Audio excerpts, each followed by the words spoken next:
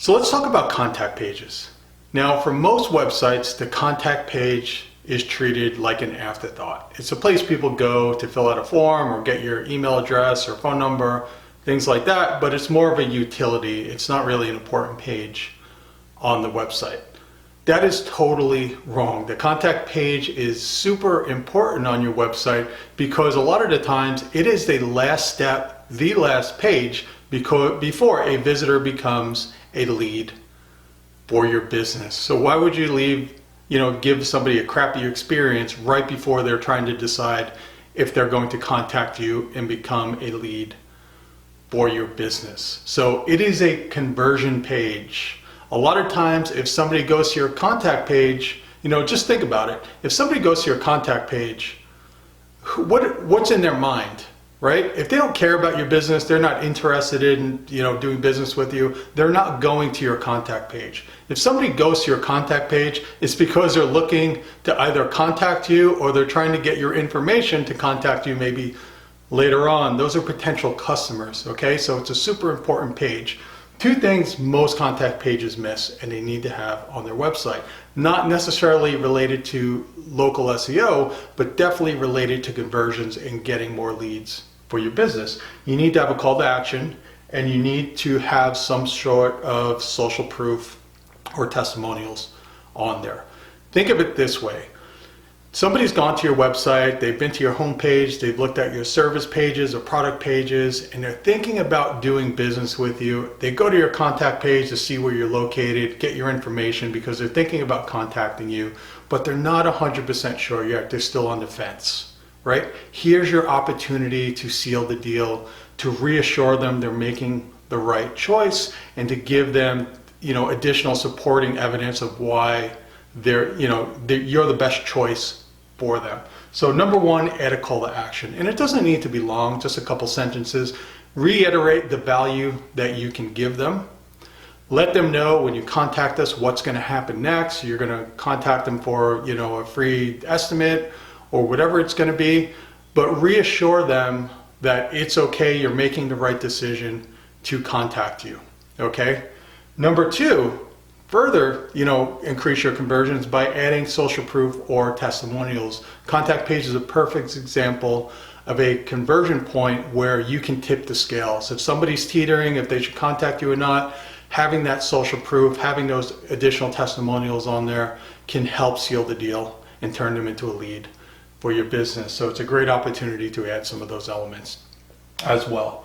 Key elements as far as SEO goes that you need to have on there are number one, Google Maps. We talked about Google Maps before. You need to make sure you have a Google Map embedded on that page that sends a strong signal of where you're located to Google.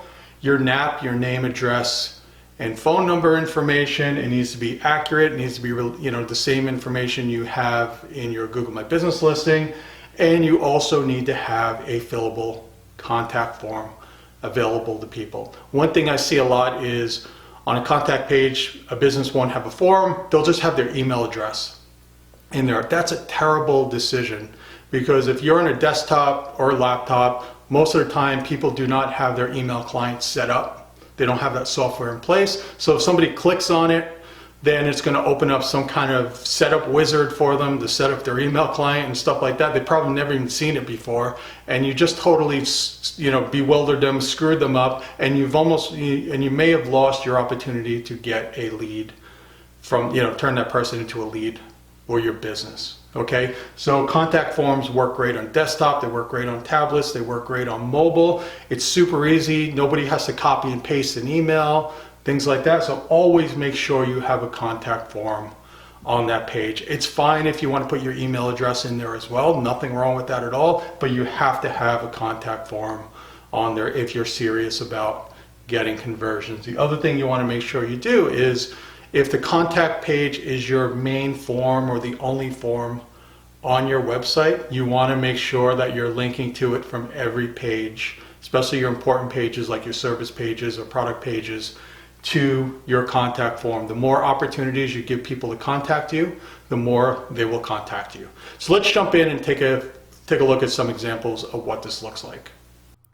So let's take a look and see what a contact page should look like for a local business.